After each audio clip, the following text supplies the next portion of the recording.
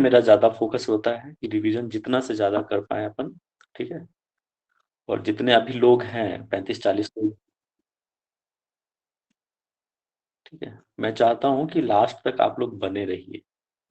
इस बार जो एग्जाम हुआ था यूजीसी नेट, जितने लोग भी दिए भी होंगे उनको आइडिया होगा कि कितना महत्वपूर्ण है ये हठ योगी ग्रंथ, हठ प्रदीपिका, ठीक है। सबसे ज्यादा प्रश्न इस बार पूछे गए थे।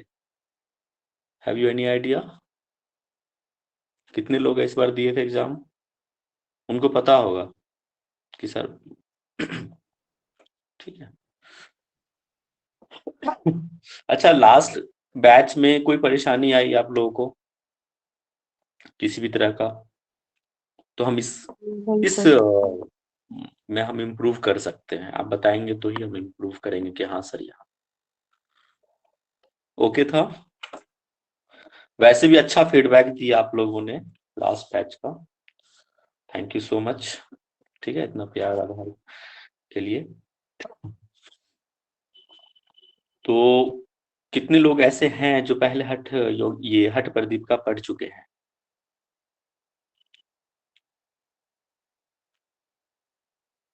हैंड रेज कर दीजिए, कोई दिक्कत नहीं, हैंड रेज कर दीजिए।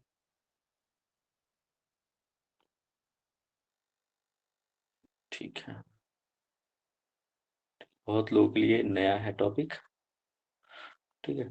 तो बहुत एक चीज ना अपने ये जी, बहुत लोग ऐसे डराते हैं कि हठ प्रदीप का कैसे समझ में आएगा, श्लोक कैसे समझ में आएगा, बहुत टफ है। आपको मैं बता दूं बहुत इजी है, ठीक है, बहुत आसान है। बिल्कुल आराम से पढ़ेंगे, कोई दिक्कत नहीं है। और टुकड़ों में पढ़ेंगे, टुकड़ों मतलब कि थोड़ा थोड़ा करके पढ़ेंगे तो अपने आप चीजें ना समझ में आते रहेगी। इंट्रोडक्शंस बहुत इंपॉर्टेंट होता है। कोई भी लेक्चर का, कोई भी सब्जेक्ट का इंट्रोडक्शन मत छोड़िए, क्योंकि बहुत सारे प्रश्न ऐसे हैं जो इंट्रोडक्शन से आ जाते हैं डायरेक्ट, ठीक है, उसके विषय वस्तु से आ जाते हैं डायरेक्ट। तो इंट्रोडक्शन नहीं छोड़ना है आपको, ठीक है, अच्छे से कवर करना है इंट्रोडक्शन का, उसके विषय वस्तु का। तो कई सारे प्रश्न डायरेक्ट आते हैं वहीं से, ठीक है। तो हठ प्रदीपिका एक शब्द में कहें तो क्या है? कोई बता सकता है हठ प्रदीपिका क्या है? एक प्रश्न आपके मन में आए, हठ प्रदीपिका क्या है, क्यों पढ़नी चाहिए हठ प्रदीपिका?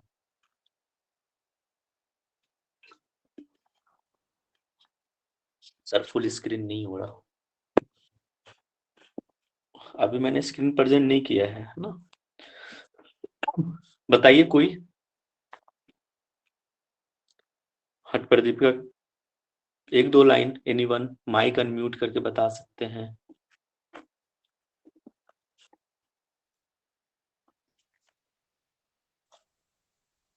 कोई नहीं? सर कोशिश करती हूँ कोशिश, सर। हरिओम। हरिओम जी बताइए।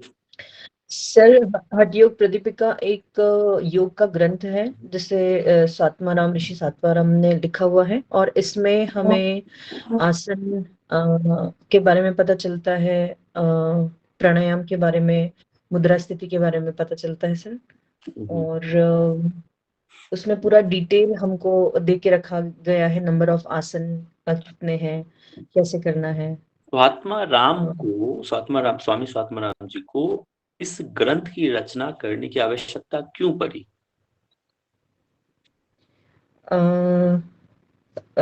डिटेल बताने के लिए आसनों के बारे में और प्राणायाम के बारे में, क्योंकि पतंजलि योग सूत्र में हमें आसन और प्राणायाम क्या होते हैं और उनसे क्या मिलता है ये जरूर पता चलता है, लेकिन कैसे होते हैं वो सारी डिटेल हमें आगे जाके इसमें बताई गई थी उन्होंने, ऐसा सर मुझे लगता है। चलिए अब सुनिए, ऐसी बात नहीं है, आपको मैं बताता हूँ क्यों इस। हाँ जी,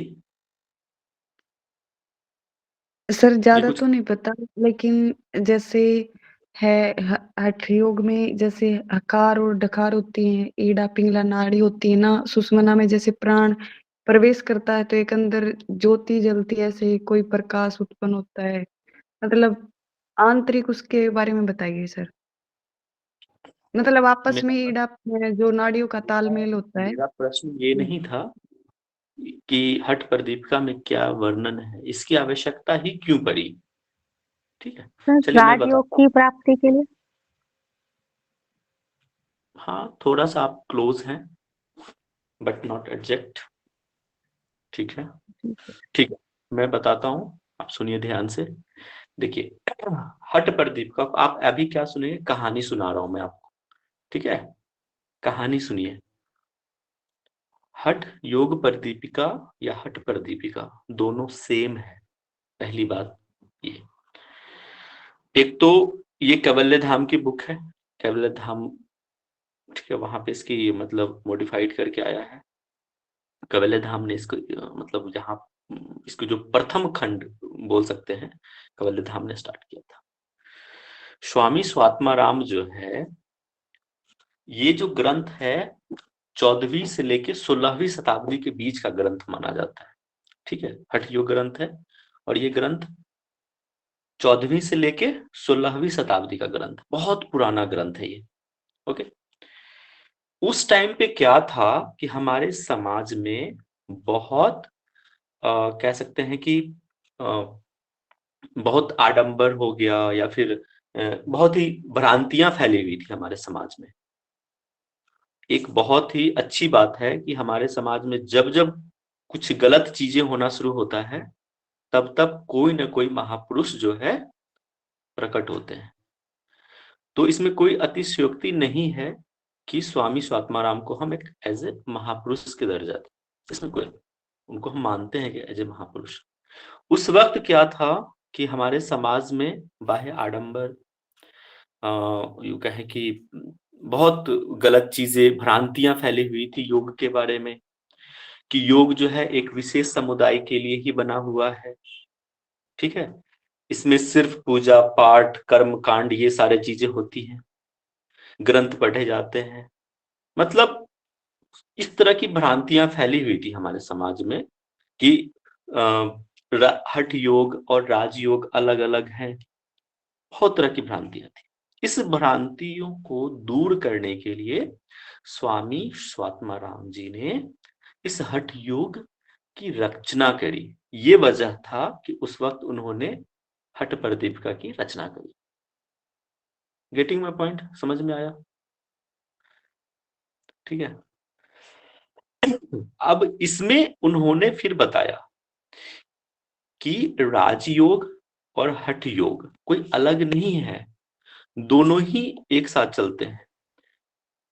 हठ योग से हम राजयोग की और राजयोग से हठ योग, ये दोनों ही एक दूसरे के पूरक हैं, अलग नहीं है। ठीक है, तो ये सबसे पहले उन्होंने ये बातें समझाई समाज में कि दोनों अलग नहीं है, एक ही है। इसके बाद इसमें और ये बताया कि स्वामी स्वात्मानंद ने ये बताया कि ये जो योग विद्या है उसको गुप्त रखने की भी बात करी है कि भवेत वीर्यवती गुप्ता निर्वीर्या तो प्रकाशिता, कि आप जो ये हठ विद्या है अगर आप उसको गुप्त रखते हैं तो शक्तिशाली होते हैं। अगर आप इसको निर्वीर्य मतलब आप इसको जब उजागर कर देते हैं तो क्या होगा, ये आप निर्वीर्य हो जाएंगे, मतलब शक्तिहीन हो जाएंगे। तो इन्होंने गुप्त की भी बात करी है, योग को कि गुप्त रखने की भी बात। इसमें स्वामी स्वात्माराम ने 4 चीजों में बांटा है उन्होंने। आसन, जिसको हम चतुरंग योग कहते हैं। आप पतंजलि योग में जाएंगे, पतंजलि योग सूत्र में, तो वहां पे क्या चर्चा करी गई है, अष्टांग योग है ना।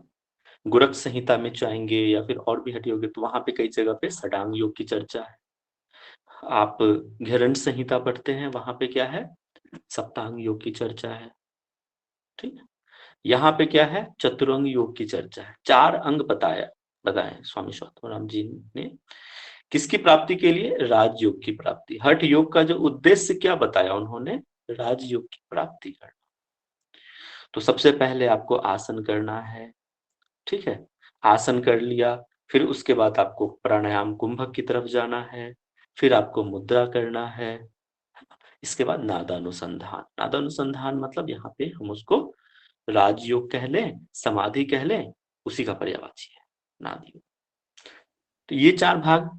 लेकिन अब उसने मॉडर्न में उन्होंने ऐड कर दिया क्या, योग चिकित्सा, जो 5वां खंड है।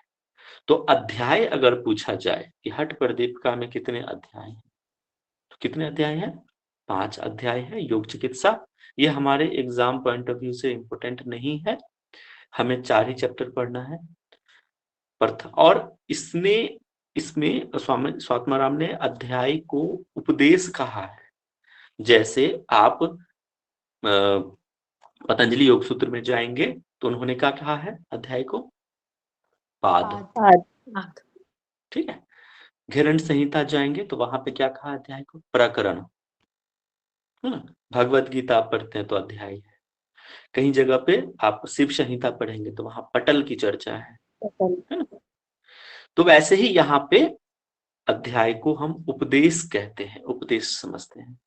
ठीक है। तो प्रथम उपदेश हो गया आसन, दूसरा उपदेश हो गया कुंभक, तीसरा उपदेश हो गया हमारा मुद्रा, और चौथा उपदेश हमारा हो गया नादानुसंधान। ये 4 उपदेश हमारे एग्जाम पॉइंट ऑफ व्यू से, ये 4 चीजें इंपोर्टेंट है। 5वां अध्याय है वो है योग चिकित्सा। योग चिकित्सा की आवश्यकता क्यों पड़ी? कि अगर आप गलत तरीके से योगाभ्यास करते हैं, उसमें अगर कोई भी व्याधि आती है ना, शारीरिक दोष उत्पन्न होता है, तब जाके हम उसको योग के माध्यम से उसकी चिकित्सा करते हैं। इसलिए इसकी जरूरत पड़ी योग चिकित्सा की। ये बाद में ऐड करा गया उसको। समझ में आया? इतनी बातें समझ में आई आपको? जी सर। ठीक है। यस फिर सर। हम यस सर। अब हम थोड़ा सा ना डिटेल हम जाएंगे कि हर एक अध्याय में हमें क्या क्या पढ़ना है, उसमें कितने श्लोक हैं, हर एक चैप्टर, हर एक उपदेश में कितने श्लोक हैं। ठीक है।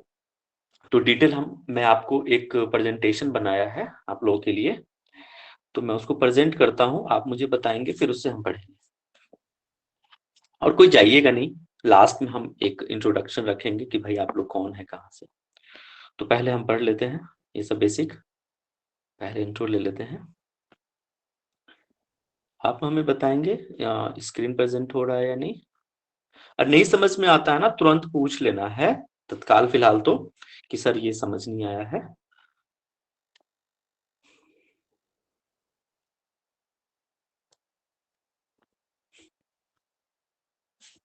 स्क्रीन दिख रहा है आप लोगों को? Yes sir. जी। Yes sir. ठीक है। देखो ये हम जो रेफरेंस रखेंगे ना बुक, यही बुक है हठ प्रदीपिका का। ठीक है। स्वामी स्वात्माराम का ये बुक है, कवल्य धाम का। तो यही बुक से हम पढ़ेंगे और हर एक श्लोक को पढ़ेंगे। इस बार श्लोक से बहुत मतलब क्या है ना, सीरीज में बहुत क्वेश्चन थे कि आपको सीरीज में लगाना, इस तरह से था क्वेश्चन। परिचय देखते हैं। क्लियर है आप लोग को? दिख रहा है परिचय स्क्रीन? आप उसको जूम इन और जूम आउट भी कर सकते हैं अपने मोबाइल पे या लैपटॉप पे, देख लीजिए। इसके लेखक है स्वामी स्वात्माराम, है ना। इसकी रचना जो है 1350 से लेके 1550 के बीच में, मोटा मोटी हमने 1400 से लेके 16 के बीच में दिया था। 4 उपदेश बताए गए हैं। ठीक है। पहले उपदेश में हमने बताया आपको आसन, दूसरा कुंभक, तीसरा मुद्रा, नादानुसंधान, 4। इसलिए इसको हम चतुरंग योग कहते हैं, 4 अंग होने की वजह से चतुरंग योग। पहले उपदेश में हमें जो पढ़नी है श्लोकों की संख्या, वो है 67, 78, 126 थर्ड उपदेश में, फोर्थ में 114, 114, और टोटल चारों मिला के 385, 385 कुल श्लोकों की संख्या है। एक एग्जाम था उसमें श्लोक की संख्या पूछ दिया था। ठीक है। एक एम्स के एग्जाम था योगा इंस्टीट्यूट का बहुत पहले, उसमें ये क्वेश्चन पूछा गया था कि हठ प्रदीपिका में टोटल श्लोकों की संख्या कितनी थी। ठीक है जी। चतुरंग योग की चर्चा है। हाँ जी, क्या कह रहे? सर कुछ जो उपदेश 3 है तो उसमें 123 है ना? उपदेश 126 होगा, एक बार देख लेंगे ना। 126 ही है ना? 375 हो रहा सर टोटल करने पर। इसको ऐड कीजिए, 67, 78, 126, 114 कितना हो रहा है? 4 कुछ 7 10 ठीक है, सर 126 ही है। सही है सर। कितना? 126 है ना? यस सर 126 है। हाँ, तो क्रॉस चेक कर लीजिएगा। देखिए, मैं कभी भी ये दावा नहीं करता हूँ कि मैं परफेक्ट हूँ, कहीं भी मेरे से भी त्रुटि हो सकता है। तो प्लीज काइंडली इन्फॉर्म मी, मुझे आप बता दे, प्लीज लेट मी नो कि आप सर आप थोड़ा सा मिस्टेक हो रहा है, तो मैं उसको करेक्ट कर लूंगा। कहीं मैं भी गलत हो सकता हूँ, नो वन इज परफेक्ट। ठीक है जी, तो पहला आसन था, दूसरा प्राणायाम मुद्रा, नादानुसंधान, और पांचवा योग चिकित्सा। ये तो अभी हमने देख लिया है। सारे मंत्र कितने टोटल इसमें श्लोक की संख्या है। योग चिकित्सा जो पांचवा अध्याय है, वहां पे 24 उन्होंने बताया है श्लोक है। ये हमारे एग्जाम पॉइंट ऑफ व्यू से इंपोर्टेंट नहीं, इसको हम नहीं पढ़ेंगे, चार उपदेश ही पढ़ेंगे। अब एक एक करके विषय वस्तु को जानेंगे कि क्या है। ठीक है, पहला उपदेश, श्लोक की संख्या, ठीक है 67। हठ योग का उद्देश्य हम जानेंगे, राजयोग की प्राप्ति करना है। इसमें यहाँ पर इसमें गुरुओं की संख्या बताया गया है। देखो यहाँ पे क्या है हठ प्रदीपिका में, कि सबसे पहले स्वामी स्वात्माराम ने शिव जी को प्रणाम किया है उन्होंने, तब जाके ये हठ योग जो है स्टार्ट है। ये जो श्लोकों की संख्या स्टार्ट हुई है, पहले उन्होंने शिव जी को प्रणाम किया है, नमस्कार किया है, फिर जाके बाकी जो नाथ संप्रदाय के जो गुरु रहे हैं, ठीक है, उनको प्रणाम किया। जैसे कि क्या है, कोई बता सकता है नाथ संप्रदाय के एक दो नाम गुरुओं के? गुरु गोरक्षनाथ, गुरु गोरखनाथ, गोरक्षनाथ, हाँ जी, गोरक्षनाथ हो गया, मत्स्येंद्र नाथ हो गया, है ना? मत्स्येंद्रनाथ, ये सब नाथ संप्रदाय के रहे हैं, तो उनको प्रणाम किया है। देखो एक बहुत ही कंफ्यूजन है अभी, ये इसका प्रमाण कहीं नहीं मिलता है कि स्वामी स्वात्माराम जो हैं नाथ संप्रदाय के रहे होंगे। ये हमारे वैसे विषय नहीं है, बट आप लोग का भी रिसर्च करना कि है या नहीं। तो इसका साक्ष्य कहीं नहीं मिलता है कि स्वामी स्वात्माराम जो है नाथ संप्रदाय के हैं या नहीं है। ठीक है, ये हमारा विषय नहीं है। 33 गुरुओं का नाम हम यहाँ पढ़ेंगे। योगाभ्यास का स्थान कैसा होना चाहिए, कुटिया कैसी होनी चाहिए योग साधना के लिए, और फिर हम साधक और बाधक तत्व पढ़ेंगे। यहाँ पे साधक और बाधक तत्व 6 बताया गया है, उसको हम जानेंगे। आसन, टोटल 15 आसनों का जिक्र है। अच्छा बताओ, घिरण संहिता में कितने आसन की चर्चा है? 32 32 ठीक है, और आपको मैं बताऊं, कहीं कहीं साधक और बाधक तत्व 10-10 बताए गए हैं। बाकी के हठ योगी ग्रंथ में आपको पढ़ा होगा, वशिष्ठ संहिता में। बहुत बढ़िया, तो वहां पे साधक और बाधक तत्व 10-10 दिए गए हैं। मिताहार की चर्चा है ना, जो कैसा भोजन हमें लेना चाहिए, योगाभ्यासी को कैसा भोजन नहीं लेना चाहिए, इसके बारे में हम पढ़ेंगे। इसमें पथ्य अपथ्य आहार, किसे सिद्धि मिलेगी, है ना, जो साधना कर रहे हैं, कौन से ऐसे जो योग साधक हैं, किनको ये सिद्धि मिलेगी। ठीक है, ये बात यहाँ पे चर्चा करी गई है कि हम क्या करें सिद्धि के लिए। ये सारी चीजें हम फर्स्ट उपदेश में पढ़ेंगे। द्वितीय है प्राणायाम। प्राणायाम के बारे में विशेष है कि प्राणायाम से पहले क्या करना है, वायु और चित्त का संबंध। ठीक है, प्राणायाम, प्राण का महत्व, प्राण के बारे में भी जानेंगे। बताओ कितने प्राण होते हैं टोटल हमारे शरीर में? 10 प्राण, 5 प्रमुख, 5 प्राण। ठीक है, बहुत बढ़िया। 5 जो है मुख्य प्राण बताए गए हैं, और 5 जो है उप प्राण बताए गए, उसको भी हम जानेंगे यहाँ पे। वो हम उस वक्त हम आपको बताएंगे कौन कौन सा है। नाड़ी शुद्धि का महत्व, ये सारे प्राणायाम से पहले की बात करी गई है कि आपको प्राणायाम से पहले नाड़ी शुद्धि कर लेनी है, तब जाके प्राणायाम की चर्चा। नाड़ी शुद्धि का महत्व, उसकी विधि, साधक के प्रकार, है ना, साधक के प्रकार कितने होते हैं। आप इसका विशेष जो चर्चा है भगवत गीता में भी आप देखेंगे कि साधक कितने प्रकार के होते हैं, है ना। आपने अगर पढ़ा होगा भगवत गीता तो वहां पे भी चर्चा है। यहाँ पे भी दिया गया है कि साधक के कौन कौन से प्रकार हैं, है ना, अधम, उत्तम, मध्यम, ये सब यहाँ पे हम देखेंगे। गलत अभ्यास के रोग, अगर आप गलत तरीके से अभ्यास करते हैं तो कौन से रोग होगा, नाड़ी शुद्धि के लक्षण क्या है, सटकर्म की चर्चा यहाँ पे देखो, यहाँ पे ना सटकर्म की चर्चा द्वितीय करी गई, और सटकर्म यहाँ पे नेसेसिटी नहीं बताया गया है। अगर आप किसी जैसे कि कफ, मोटापा इस सब से ग्रसित हैं, तब जाके उन्होंने बोला है कि सटकर्म कीजिए, अन्यथा इसकी आवश्यकता नहीं बताई। आप अच्छा बताओ, कौन से हठ योगी ग्रंथ में सबसे पहले सटकर्म की चर्चा है? ग्रहण संहिता में। गिरण संहिता, गिरण संहिता। बिल्कुल सही। घृण संहिता में ना विशेष रूप से सटकर्म पे बहुत जोर दिया गया है उसमें, और कई प्रकार के विधि की चर्चा है उसमें से। यहाँ पे भी है, ऐसा नहीं सटकर्म यहाँ नहीं, यहाँ पे भी है, ठीक है, लेकिन यहाँ पे क्रम अलग है और वहां पे क्रम अलग है। क्रम से भी क्वेश्चन पूछ देता है, तो क्रम भी ध्यान में रखना है। प्राणायाम का महत्व, कुंभक के प्रकार कौन कौन से कुंभक है वो देखेंगे। अच्छा बताइए कितने कुंभक है? 8 और घृण संहिता में कितने हैं? 8 8 ही है। बस 2 अलग है। अब कौन 2 अलग हैं? Have you any idea? सही तो प्लावनी और चित्रकारी। ठीक है, बढ़िया। हम और डिटेल पढ़ेंगे हम दूसरे उपदेश में। केवल कुंभक का महत्व, उसका महत्व क्या है, और हठ सिद्धि के लक्षण, वेरी वेरी इंपॉर्टेंट, ये भी पूछते हैं एग्जाम में। तो दूसरा उपदेश हो गया, इतनी सारी चीजें हम पढ़ेंगे। तीसरा उपदेश जो है मुद्रा, जिसको गुप्त रखने की बात करी गई है इसमें। कैसे? सोने की पिटारी के समान, है ना। आप लोग अपने गहने जेवरात रखते हो ना छिपा के, किसी को नहीं बताते, वैसे ही मुद्रा के बारे में चर्चा है कि आपको उसको गुप्त रखने की बात। अब इसमें क्या पढ़ना है हमें? 126 अच्छा उस वक्त कोई कह रहा था ना 126 श्लोक है ना, ठीक है। सुषुम्ना के पर्यायवाची पढ़ेंगे, मुद्रा, ठीक है, 10 मुद्रा। अच्छा बताइए घृण संहिता में कितना मुद्रा है? 10।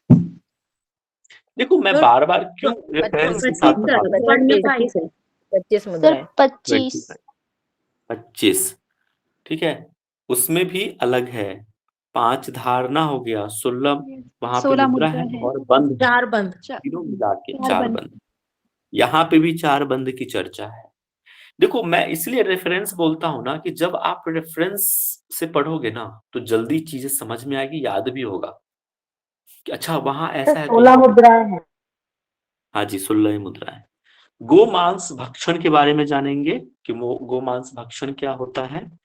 आप वो मत समझना जो गाय की मीट, वो मत समझना गोमांस, यहाँ पे अलग सर है। जीवा, जीवा। हाँ, यहाँ पे ना खेचरी मुद्रा से हम जब पढ़ेंगे खेचरी खेचरी मुद्रा, वहां पे इसका विस्तृत वर्णन है गोमांस भक्षण।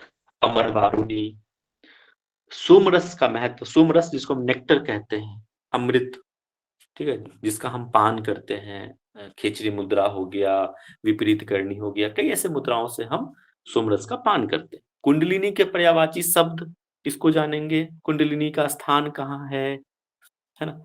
कुंडलिनी का स्थान, जैसे आप मूलाधार। चक्र के बारे में, मूलाधार, बहुत बढ़िया। तो कहते हैं ना मूलाधार में सारे 3 बल खाकर लपेटे, मतलब जो है सर्प के जैसा है, ठीक है। तो वो हम डिटेल पढ़ेंगे उस टाइम। कंद का वर्णन है। इसके बाद ईरा, पिंगला और सुषुम्ना। ईरा यहाँ पे हम किसको कहते हैं? गंगा। पिंगला को यमुना, और सुषुम्ना सरस्वती को। यहाँ पे ना केदार के बारे में पढ़ेंगे। केदार, जब आप केदार का स्थान होता है सांभवी जो मुद्रा लगाते हैं, दोनों भावों के बीच का स्थान भाग्य चक्र। भाग्य चक्र। कुंडलिनी जागरण की विधि, ओके। अच्छा यहाँ पे कोई ऐसा है जो कुंडलिनी जागरण के बारे में सोच रहा है? नहीं ना, ठीक है, ओके। अब चौथा उपदेश। कुछ लोग मुझसे पूछ देते हैं सर कैसे जागरण करें कुंडलिनी का। श्लोक 114 समाधि पर, इसको यहाँ पे हम नादानुसंधान से समझेंगे। समाधि की प्रक्रिया, राजयोग के पर्यायवाची शब्द जानेंगे यहाँ पे, समाधि के पर्यायवाची। प्राण प्लस चित्त मिला के मोक्ष, प्राण चित्त के बारे में, मोक्ष के बारे में। देखो यहाँ पे ना टोटल चौथा में क्या है, समाधि ही है, अंतिम अवस्था। उसमें यहाँ पे हम पढ़ेंगे कि इंद्रिय, मन, वायु, लय, नाद, ये सीरीज दिया हुआ है। सांभवी मुद्रा के बाद देखो यहाँ पे ना एक चीज अलग है। आप सोच रहे होंगे सर यहाँ पे सांभवी मुद्रा है, लेकिन मुद्रा के विधि कथन में क्यों नहीं मुद्रा है, इसको अलग क्यों लिया गया है? तो ये सांभवी मुद्रा को अलग लिया गया है, उसमें ऐड नहीं किया गया है। ठीक है, तो आप लोग सोचोगे तब तो सर टोटल 11 मुद्राएं हो जाएंगी। नहीं, अगर अकॉर्डिंग टू हठ प्रदीप का पूछे कि मुद्रा की संख्या कितनी है तो 10 ही होगा, उसमें हम सांभवी मुद्रा को ऐड नहीं करेंगे। ये ध्यान में रखना, यहाँ पे अलग से दिया गया है। क्यों दिया गया है सांभवी मुद्रा से? क्योंकि यहाँ पे समाधि, हाँ, नादानुसंधान में, समाधि में ये हेल्प करता है, इसलिए इसको अलग लिया गया है। इसलिए इसको इस प्रकरण में ऐड किया गया है। इस प्रकरण बोले तो उपदेश में ऐड किया गया है, समाधि वाले में। गोरक्षनाथ नाद की उपासना, गोरक्षनाथ के अनुसार नाद की उपासना क्या है? फिर आदिनाथ के अनुसार लय कितने बताए गए? 1.25 करोड़ बताए गए।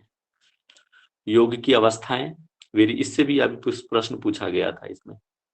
आरंभ अवस्था, घटावस्था, परिचय अवस्था, निष्पत्ति अवस्था। ठीक है, ये उसमें फिर पूछा था कि ऐसे ही वीणा, अब जो अवस्थाएं होती है ना, सब में अलग अलग तरह की साउंड जो है, नाद क्रिएट होता है कि मैं किन किन अवस्था, वीणा का, है ना, भेरी का, इस तरह से हम पढ़ेंगे इसमें डिटेल में। नाद का क्रम है समुद्र से लेके लास्ट भ्रमर तक, ये क्रम बताए गए हैं। इसमें हम पढ़ेंगे समाधि प्राप्त योगी के लक्षण, जिनको समाधि मिल जाएगी उसके लक्षण क्या होगा। तो ये था हमारा बेसिक इंट्रोडक्शंस इसका। किसी को कुछ पूछना है, किसी को कोई कंफ्यूजन है इसमें? फिर हम ना कल बुक पढ़ेंगे करके। सर वो समझ में नहीं आया, शांभवी मुद्रा कुछ बताया सर आपने, शांभवी का कुछ बताया? उसमें हम चौथे जो है नाद अनुसंधान में पढ़ेंगे, उसको अलग से लिया गया है सांभवी मुद्रा को। ठीक है, नाद अनुसंधान के चौथे उपदेश में लिया गया है सांभवी। ठीक है, सांभवी मुद्रा के बारे में डिटेल हम पढ़ेंगे उसमें। अभी तो बस इंट्रोडक्शन था, और सांभवी मुद्रा को मुद्रा में ऐड नहीं किया गया है, ये इसलिए ये मैं बता रहा था आपको कि तीसरे जो उपदेश है मुद्रा में, उसमें ऐड नहीं किया गया, सांभवी को अलग चौथे उपदेश में ऐड किया गया है। ठीक है, तो इसको हम इस मुद्रा में काउंट नहीं करेंगे। अगर कोई पूछे कि मुद्रा कितनी है हठ प्रदीपिका के अनुसार, तो हम 10 ही बताएंगे, 11 नहीं बताएंगे। ठीक है जी, समझ में आया? समझ में आया लेक्चर सबको? आज Yes, तो हम sir. बस जी गुरुजी जी। Yes sir. कल हम एक एक करके सारे ही एक एक श्लोक को हम पढ़ेंगे और सबका मीनिंग समझेंगे कि सबका मीनिंग क्या है। फिर आपको मजा आएगा कि अच्छा ऐसा है। ऐसे नहीं कि सिर्फ हम उसके अर्थ मतलब आगे बढ़ते जाएंगे, ऐसा नहीं। हर एक श्लोक का अर्थ जानेंगे और एग्जाम पॉइंट ऑफ व्यू से कौन से श्लोक ज्यादा इम्पोर्टेंट है, ठीक है, इसको भी जानेंगे स्टार मार्क करके। ओके, और कोई किसी के प्रश्न है?